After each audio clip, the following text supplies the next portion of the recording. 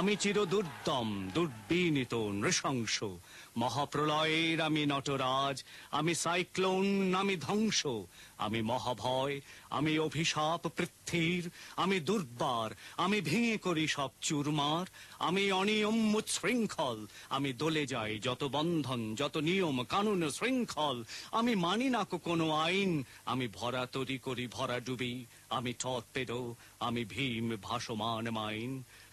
মহাবিদ্রোহীর অনক্লান্ত আমি সেই দিন হব শান্ত, যবে উৎপীড়িতের ক্রন্দন রোল আকাশে বাতাসে ধ্বনিবে না, অত্যাচারীর খর্গ কৃপান ভীম রণভূমে রণিবে না।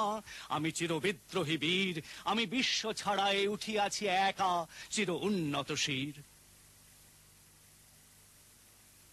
Nazrul Islam wrote a poem which actually made him famous and gave him the title the rebel poet of Bengal. The name of the poem was Bidrohi or the rebel.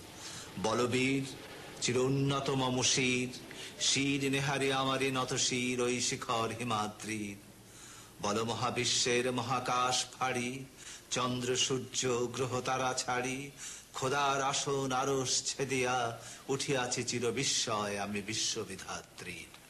So this was sort of a rebellion, not only against the god or against the tradition or against the past.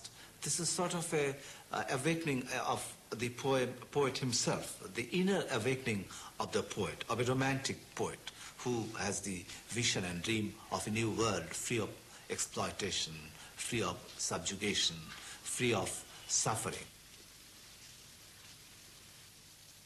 He was also a rebel in music, and he broke new avenues, new roads, both in poetry and also in music.